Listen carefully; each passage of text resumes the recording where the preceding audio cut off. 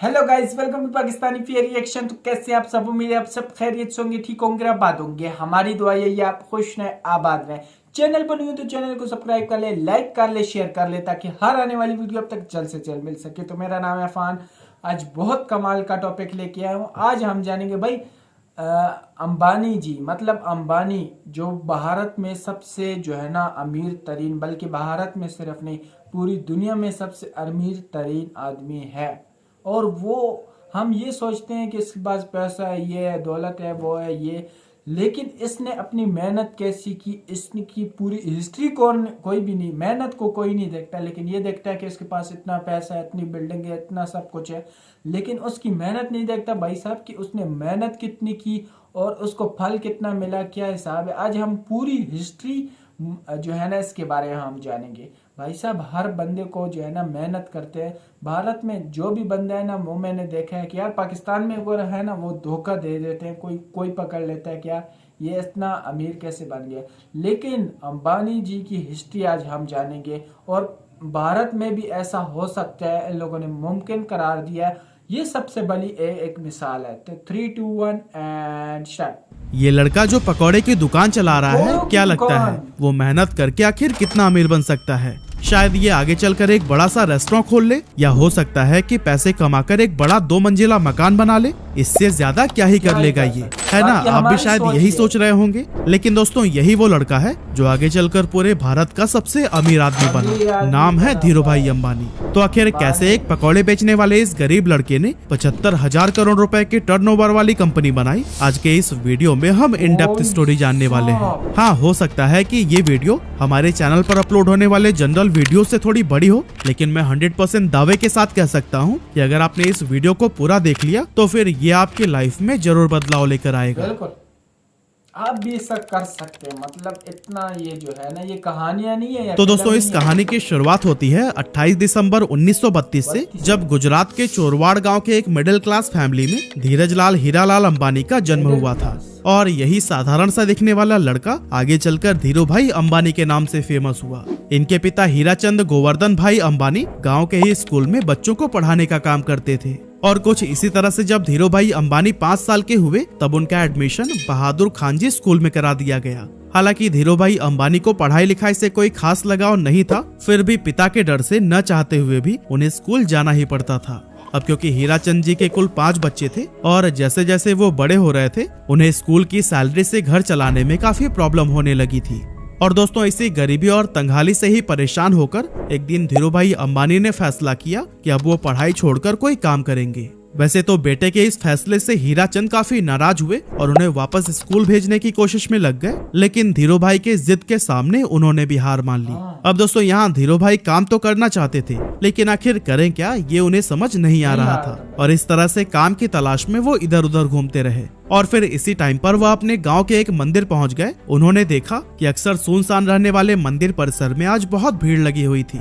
जब पता किया तो मालूम पड़ा कि यह भीड़ हर साल फरवरी के महीने में किसी प्राचीन मान्यता की वजह से लगती है। अब इतनी बड़ी संख्या में श्रद्धालुओं को देखकर धीरूभाई ने सोचा कि यहाँ खड़े खड़े इन लोगों को भूख तो लगती ही होगी, क्यों ना इस मौके का फायदा उठाकर यहाँ पकौड़े बेचे जाएं। और दोस्तों अभी तक धीरूभाई को उनके पिता की तरफ से जो भी थोड़ी बहुत पॉकेट मनी मिलती थी वो उसे एक गुल्लक में जमा कर देते थे, लेकिन अब उस गुल्लक को तोड़ने का समय आ चुका था। उन्होंने बिना किसी देरी के गुल्लक तोड़कर पैसे निकाला, उससे ठेला खरीदा और मंदिर के पास ही पकौड़े बेचने लगे। अब दोस्तों इस धंधे से उन्हें शुरुआत में तो बहुत प्रॉफिट हुआ, लेकिन कुछ समय के बाद जब श्रद्धालुओं की संख्या कम होने लगी तो फिर उनकी आमदनी भी लगभग न के बराबर रह गई। ऐसे में उन्हें लगा कि अब यहाँ पर समय बर्बाद करने से कोई फायदा नहीं, इसीलिए उन्होंने अपना ठेला बेच दिया और सारे पैसों को बैंक में जमा करा दिया। आगे चलकर वो फिर से किसी काम की तलाश में लग गए और फिर उस दौरान उन्होंने देखा कि बहुत सारे लोग यमन में काम करने के लिए जा रहे हैं और आज से पहले जो भी वहाँ पर गए थे उनकी फाइनेंशियल कंडीशन काफी बेटर हो गई थी। लेकिन इसके पीछे की वजह क्या थी, इसका जवाब ढूंढने पर धीरूभाई अंबानी को पता चला कि यमन में इंडिया से कई गुना ज्यादा पैसा बनता है। इसीलिए धीरूभाई अंबानी 1950 के दौरान महज 17 साल की उम्र में अपने बड़े भाई रमणिक लाल के पास में यमन चले गए। वहां पहुंचने के बाद से रमणिक लाल ने एबीसी कंपनी के पेट्रोल पंप पर धीरूभाई अंबानी को काम दिला दिया और यहाँ काम करते हुए उनकी सैलरी 300 रुपए हर महीने की थी। अब दोस्तों इस पेट्रोल पंप पर काम करते टाइम धीरू भाई अंबानी लोगों को कई अलग अलग प्रमोशनल मेथड से इनकरेज करते थे कि वो ज्यादा से ज्यादा पैसों का पेट्रोल डलवाएं। अब दोस्तों उनके ऐसा करने की वजह से पेट्रोल पंप का रेवेन्यू काफी ज्यादा बढ़ गया और उनके काम से खुश होकर उन्हें पेट्रोल पंप का मैनेजर बना दिया गया। अब क्योंकि प्रमोशन होने की वजह से पेट्रोल पंप पर काम करने के बाद भी धीरू भाई के पास काफी टाइम बच जाता था, तो ऐसे में उन्होंने सोचा कि इस खाली टाइम में क्यों ना एक जॉब कर ली जाए और फिर ऐसा सोचकर वो एक जगह पर क्लर्क के तौर पर भी काम करने लगे।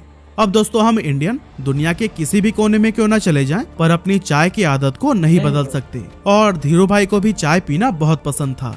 अब वैसे तो इसके लिए उनके पास दो ऑप्शंस थे, या तो वो रोड साइड पर 10 पैसे की चाय पिए या फिर किसी 5 स्टार होटल में 1 रुपए की। लेकिन यहाँ पर धीरू भाई ने 1 रुपए वाली चाय को ही चुना ताकि वो चाय की चुस्कियां लेते लेते आसपास के अमीर लोगों की बातों को सुनकर ये जान सकें कि आखिर वो ऐसा क्या करते हैं कि वो इतने अमीर हैं। ऐसे ही एक दिन जब वो चाय पी रहे थे तभी उन्होंने अपनी बगल वाले टेबल पर बैठे दो लोगों की बातें सुनी, जिसमें एक व्यक्ति दूसरे को बता रहा था कि क्या तुम्हें पता है हमारे यमन में जो चांदी के रियाल के सिक्के चलते हैं ना, उनमें लगी चांदी की कीमत इस रियाल से भी ज्यादा है। यानी कि 100 रुपए के सिक्कों में 110 रुपए की चांदी है। अगर कोई इसे पिघलाकर निकाल ले तो फिर उसके पास पैसे ही पैसे होंगे। अब वैसे तो ये अमीर लोग इस बात को बस मजाक मजाक में कर रहे थे, लेकिन धीरू भाई ने इसे सीरियसली ले लिया। उन्होंने एक मशीन खरीदी और फिर लाखों की संख्या में सिक्कों को पिघलाना शुरू कर दिया। जैसे जैसे धीरू भाई का यह काम आगे बढ़ा, मार्केट में सिक्कों की कमी होने लगी और गवर्नमेंट भी इस बात से परेशान थी कि आखिर ये सिक्के जा कहाँ रहे हैं। और दोस्तों जब गवर्नमेंट ने इस बात की जांच के लिए इन्वेस्टिगेशन टीम बनाई तब धीरू भाई अंबानी का नाम सामने आया। हालांकि जब तक पुलिस उनके ठिकाने पर पहुंचती, धीरू भाई सारे पैसे इकट्ठा करके वहां से इंडिया निकल चुके थे। ये साल था 1958 का, जब धीरू भाई वापस अपने घर पहुंचे और जब उनके पिता ने यह सुना कि वो नौकरी छोड़कर आए हैं तो वो काफी ज्यादा नाराज हुए। रिश्तेदारों ने भी काफी क्रिटिसाइज किया, लेकिन फिर भी उन्होंने किसी की भी बातों पर ध्यान नहीं दिया। क्या बात है भाई, क्या जबरदस्त। दोस्तों यमन से वापस आकर कुछ समय गांव में बिताने के बाद उन्होंने कोकिला बहन से शादी कर ली और फिर उसके बाद अपना बिजनेस स्टार्ट करने के लिए मुंबई चले गए। 1958 में ही उन्होंने 50,000 रुपए की पूंजी के साथ रिलायंस कॉमर्शियल कॉर्पोरेशन नाम से ऑफिस खोला और मसालों का व्यापार करने लगे। कुछ समय के बाद उन्हें पता चला कि मसालों की बजाय अगर सूत का व्यापार किया जाए तो उससे ज्यादा फायदा होगा, लेकिन प्रॉब्लम ये थी कि उनके पास इस व्यापार के लिए पर्याप्त पैसे नहीं थे। इसीलिए उन्होंने अपनी कजन चंपकलाल दमानी के साथ मिलकर व्यापार करने का सोचा, जो पहले उन्हीं के साथ यमन में रहा करते थे। लेकिन जब उन्होंने इस इंडस्ट्री में एंटर करने की ट्राई की तब उन्हें पता चला कि यहाँ पर व्यापारियों ने एक यूनियन बना रखा है और वो सभी मिलकर किसी भी नए व्यापारी को इस इंडस्ट्री में एंटर नहीं होने देते हैं, और अगर किसी को एंटर करना भी है तो उससे पहले यूनियन के लीडर से परमिशन लेनी पड़ती है। इस तरह से एक नए फील्ड में उतरना धीरू भाई अंबानी के लिए काफी चैलेंजिंग हो गया था। हालांकि काफी मेहनत मशक्कत के बाद उन्हें ये परमिशन तो मिल गई, लेकिन इसके बाद उन्हें पता चला कि वो जिन फैक्ट्री से सूत खरीद रहे थे उन्होंने भी एक यूनियन बना रखा है और जिन्हें फाइनल प्रोडक्ट बेचा जाता था उनका भी एक अलग यूनियन है। इस तरह से ये सभी मिलकर इन बीच के ही व्यापारियों को लूट रहे थे, क्योंकि एक तो फैक्ट्री वाले सूत महंगे में सेल कर रहे थे और दूसरी तरफ खरीदार उसे सस्ते में ले रहे थे। बीच में नुकसान हो रहा था धीरू भाई और उनके जैसे कई सारे व्यापारियों का। ये सब देखने के बाद धीरू भाई ने एक बहुत बड़ा स्टेप लिया और अपने यूनियन के सभी मेंबर्स को इकट्ठा करके यह डिसाइड किया कि हम सब फैक्ट्री से सस्ते में माल उठाएंगे और महंगे में बेचेंगे, ताकि हमें भी अपने हक का पूरा प्रॉफिट मिल सके। हालांकि ऐसा करने पर मुंबई के कई बड़े व्यापारी नाराज हो गए और इसीलिए उन्होंने एक IAS ऑफिसर को पैसे खिलाकर उस जगह पर ताला लगवा दिया जहां पर खरीदारी के लिए बोली लगाई जाती थी। लेकिन दोस्तों धीरू भाई अंबानी का दिमाग भी किसी से कम थोड़ी था। उन्होंने जब गोदाम में ताला लगा देखा तो अपना विरोध जताने के लिए यूनियन के मेंबर्स के साथ मिलकर अपना सारा माल उसी IAS ऑफिसर के घर के सामने रखवा दिया। अब कुछ ही घंटों में उस IAS ऑफिसर के घर पर बड़े ऑफिशियल्स आने वाले थे और अगर वो घर के सामने बिखरी हुई बोरियों को देख लेते तो फिर उन्हें IAS के हरकतों का पता लग जाता। इसी वजह से अपनी नौकरी को बचाने के लिए कुछ ही मिनटों के अंदर उस IAS ऑफिसर ने ताला खुलवा दिया और धीरू भाई समेत उन सभी व्यापारियों का कारोबार फिर से चल पड़ा। अब दोस्तों इसके कुछ साल के बाद तक तो सब कुछ सही चल रहा था, लेकिन फिर चंपकलाल दमानी और धीरू भाई अंबानी के बीच में डिस्प्यूट होने लगी। असल में दोनों का बिजनेस माइंडसेट बहुत ज्यादा अलग अलग था, इसीलिए 1965 में चंपकलाल दमानी ने पार्टनरशिप खत्म करने की सोची और फिर दोनों अलग हो गए। 1966 में धीरूभाई अंबानी ने गुजरात के नरोदा में टेक्सटाइल मिल शुरू की और फिर यहाँ से उन्होंने कभी भी पीछे मुड़कर नहीं देखा। उसी दौरान सरकार रिप्लेनिशमेंट लाइसेंस लेकर आई, जिसके तहत व्यापारी बाहर के देशों से सस्ते फैब्रिक मंगा सकते थे, लेकिन शर्त ये थी कि उससे कुछ नया बनाकर वापस से दूसरे देश में एक्सपोर्ट करना होगा। यहाँ पर धीरूभाई अंबानी ने चालाकी दिखाते हुए अपनी सारी सेविंग से विदेशी फैब्रिक खरीद लिया और फिर उससे तरह तरह के आउटफिट्स जैसे कि टी शर्ट, शॉल और शॉर्ट्स बनाने लगे। इस नए कारोबार के लिए ब्रांड नेम रखा गया था विमल, जो कि उनके बड़े भाई रमणीकलाल अंबानी के बेटे विमल अंबानी के नाम पर रखा गया था। अब मशीनें लग चुकी थी, कपड़ों का प्रोडक्शन भी भारी मात्रा में कर लिया गया था, लेकिन उन्हें बाजार में उतरने से रोकने के लिए दूसरे टेक्सटाइल मालिकों ने एक चाल चली। एक्चुअली उन्होंने अपने सभी रिटेलर से यह कह दिया था कि अगर धीरूभाई अंबानी से आपने माल खरीदा तो फिर वो उन्हें आगे से माल नहीं देंगे। लेकिन दोस्तों, दूसरे टेक्सटाइल मालिकों की ये साजिश भी धीरूभाई अंबानी को रोक नहीं सकी। धीरूभाई पूरे देश में घूमे और रिटेलर्स को ये भरोसा दिलाया कि वो माल उन्हीं से ही खरीदे। उन्होंने सभी रिटेलर्स से ये वादा किया कि अगर नुकसान होगा तो उनके पास आना और अगर मुनाफा हुआ तो अपने पास रख लेना। धीरूभाई की ये बात थोक व्यापारियों को भी भा गई और उन्होंने उनसे जमकर कपड़े की खरीदारी की। अब चूंकि पॉलिस्टर की क्वालिटी मार्केट में मौजूद बाकी ब्रांड्स के मुकाबले बहुत ही बढ़िया थी, इसीलिए विमल के कपड़ों की डिमांड बहुत तेजी से बढ़ने लगी। और दोस्तों, एक मौका तो ऐसा भी आया जब एक ही दिन में देश भर में विमल के 100 शोरूम्स का उद्घाटन किया गया और विमल उस जमाने का नंबर 1 पॉलिस्टर ब्रांड बन गया। इसके अलावा वर्ल्ड बैंक की टीम ने जब धीरूभाई के नरोदा स्थित कपड़ा मिल का इंस्पेक्शन किया तो फिर उन्होंने इसे इंडिया का बेस्ट टेक्सटाइल मिल कहा। साथ ही यहाँ पर बने हुए कपड़े डेवलप्ड कंट्री के स्टैंडर्ड्स पर भी एक्सीलेंट साबित हुए।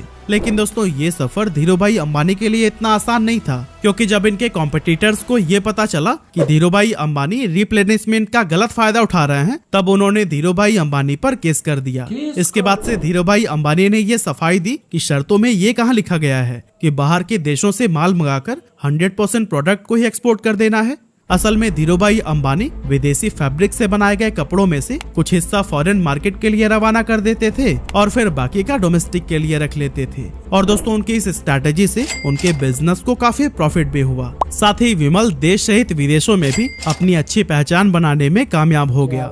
इस एरिया में मिली सफलता के बाद धीरूभाई अंबानी ने धीरे धीरे कई और भी दूसरे सेक्टर्स में अपने बिजनेस को एक्सपेंड करना शुरू कर दिया।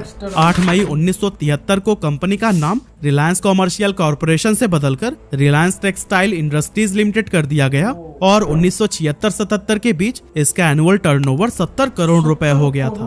अब दोस्तों, आया जनवरी 1978 जब धीरूभाई अंबानी ने आजाद भारत का पहला आईपीओ लाने का विचार किया और फिर अपनी कंपनी को बॉम्बे और अहमदाबाद स्टॉक एक्सचेंज पर लिस्ट कर दिया। 10 रुपए शेयर प्राइस पर 2.8 मिलियन इक्विटी शेयर्स का आईपीओ पेश किया गया, जिस पर इन्वेस्टर्स ने जमकर भरोसा जताया और 58,000 इन्वेस्टर्स ने इसमें इन्वेस्ट किया था। इस स्टॉक से लोगों ने भरपूर प्रॉफिट कमाया और ये इतना पॉपुलर हो गया कि जब 1986 में कंपनी की एनुअल शेयर होल्डर मीटिंग रखी गई तो फिर उस टाइम पर 30,000 शेयर होल्डर्स उसमें शामिल हुए, जो कि इंडियन कॉर्पोरेट हिस्ट्री में एक रिकॉर्ड बन गया था। कमाल की बात तो ये थी कि उस टाइम पर बॉम्बे में एक भी ऐसा हॉल नहीं था जो कि इतने लोगों की कैपेसिटी को होल्ड कर सके। इसी वजह से इस मीटिंग को एक मैदान में ऑर्गेनाइज किया गया था। 1980 में धीरूभाई अंबानी ने महाराष्ट्र के पाताल गंगा में पॉलिस्टर फाइबर धागे का कारखाना खोला और काफी कोशिशों के बाद तेल के उत्पादन के लिए भी सरकार से लाइसेंस हासिल कर ली। इस तरह एक टाइम पेट्रोल पंप पर काम करने वाले धीरूभाई अंबानी की अपनी खुद की ऑयल प्रोडक्शन कंपनी हो गई। इसके बाद आया 16 फरवरी 1986 जब धीरूभाई को पहला हार्ट अटैक आया। एक्चुअली उन्होंने अपने बेटे मुकेश अंबानी को बताया कि उनकी पीठ में काफी तेजी से दर्द हो रहा है और इससे पहले कि उन्हें हॉस्पिटल लेकर जाया जाता वो अनकॉन्शियस हो गए थे। अब जब मुकेश अंबानी उन्हें लेकर अफरा तफरी में हॉस्पिटल पहुंचे तो डॉक्टर्स ने कहा कि अगले 42 घंटे इनके लिए बहुत ज्यादा क्रिटिकल हैं। लेकिन दोस्तों, इतनी सीरियस हालत होने के बावजूद होश आते ही उन्होंने अपने बेटे को देखते हुए कहा, तुम परेशान मत होना बेटा, मैं सब ठीक कर दूंगा। इस स्ट्रोक के बाद से धीरूभाई अंबानी का एक हाथ पैरालाइज हो गया था, लेकिन धीरूभाई अंबानी ने डिसाइड किया कि ये उनकी कमजोरी नहीं बनेगा। इसीलिए लगातार 3 महीनों तक उन्होंने खूब एक्सरसाइज की, डाइट पर पूरा ध्यान दिया और लाइफस्टाइल में बदलाव किया। इसका असर ये हुआ कि धीरूभाई का हाथ पहले से काफी ठीक हो गया। क्या अब दोस्तों आगे चलकर धीरू भाई अंबानी एक ऐसे गोल्डन एरा में एंटर हुए जब इनके बिजनेसेस कई सारे सेक्टर्स में तेजी से एक्सपेंड होने लगे। एक्चुअली 1992 में धीरू भाई अंबानी ने वो करके दिखाया जो कि उस समय की बड़ी बड़ी इंडियन कंपनीज ने सपने में भी नहीं सोचा था। असल में इस साल कंपनी ने ग्लोबल मार्केट से भी फंड जुटाना शुरू कर दिया और ऐसा करने वाली रिलायंस देश की पहली कंपनी बन गई थी। साल 1995-96 में धीरू भाई अंबानी ने 9X USA के साथ मिलकर अपनी telecom company Reliance telecom private limited की भारत में शुरुआत की। इसके बाद से 1998 से 2000 के दौरान धीरू भाई अंबानी ने दुनिया के सबसे बड़े रिफाइनरी पेट्रोकेमिकल्स को गुजरात के जामनगर में ओपन किया। और दोस्तों इस टाइम तक धीरू भाई अंबानी का इतना बड़ा नाम हो गया था कि उन्हें देश सहित विदेशों में भी पॉपुलैरिटी मिलने लगी थी। ये पॉपुलैरिटी तब और भी इंक्रीज हो गई जब साल 1996, 98 और 2000 यानी कि 3 साल उन्हें एशिया वीक मैगजीन ने power 50 most powerful people in Asia की लिस्ट में शामिल किया था। ये इंडिया के लिए बहुत ही गर्व की बात थी और इससे भारत के पोटेंशियल्स के बारे में बाकी के देशों को भी अंदाजा होने लगा था। इतना ही नहीं, 15 जून 1998 को धीरू भाई अंबानी पहले इंडियन बने जिन्हें बेहतरीन लीडरशिप के लिए the Wharton school university of Pennsylvania की तरफ से डीन्स मेडल से नवाजा गया था। इसके अलावा 1999 में धीरू भाई अंबानी को बिजनेसमैन ऑफ द ईयर के अवार्ड से भी सम्मानित किया गया और 2001 में द इकोनॉमिक टाइम्स ने इन्हें लाइफ टाइम अचीवमेंट का अवार्ड दिया।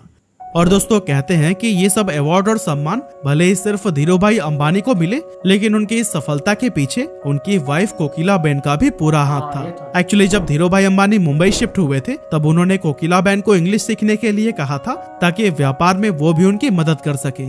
इसके अलावा धीरू भाई अंबानी जब भी कोई नया काम शुरू करने जाते थे तो फिर उस पर कोकिलाबेन का विचार जरूर मांगते थे। और दोस्तों इसी तरह के सपोर्ट और मेहनत का ही नतीजा है कि मसाले और पॉलिस्टर बेचने से शुरुआत करने वाले धीरू भाई अंबानी साल 2000 तक देश के सबसे अमीर लोगों में शुमार हो चुके थे। उन्होंने 350 स्क्वायर फीट के कमरे से अपने बिजनेस की शुरुआत की थी और फिर देखते ही देखते रिलायंस देश की टॉप कंपनीज में गिनी जाने लगी। कहा जाता है कि अपने सपने को पूरा करने के लिए अंबानी बेहद डिसिप्लिन्ड लाइफ जीते थे। उन्होंने अपने काम करने के घंटे भी तय कर रखे थे और कभी भी 10 घंटे से ज्यादा काम नहीं करते थे।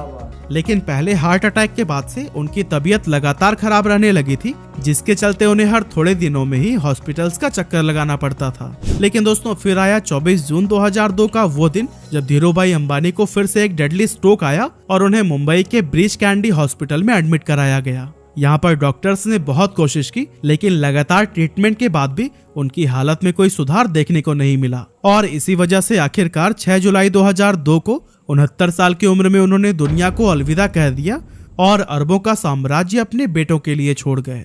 जिस समय उनकी मृत्यु हुई थी उस समय कंपनी का टर्नओवर 75,000 करोड़ रुपया हो गया था और ग्लोबल फॉर्चून 500 लिस्ट में भी रिलायंस ने अपनी जगह बना ली थी। कमाल की बात तो यह है कि इतनी दौलत और शोहरत हासिल करने के बाद भी उन्होंने एक बहुत ही साधारण जीवन जिया और अपनी रूट्स को कभी नहीं भूले। एक मामूली से पकौड़े बेचने वाले के लिए जीरो से शुरुआत करके कई पीढ़ियों तक चलने वाला एक साम्राज्य खड़ा करना ऑलमोस्ट इम्पॉसिबल था, लेकिन धीरू भाई अंबानी ने यह काम करके दिखा दिया।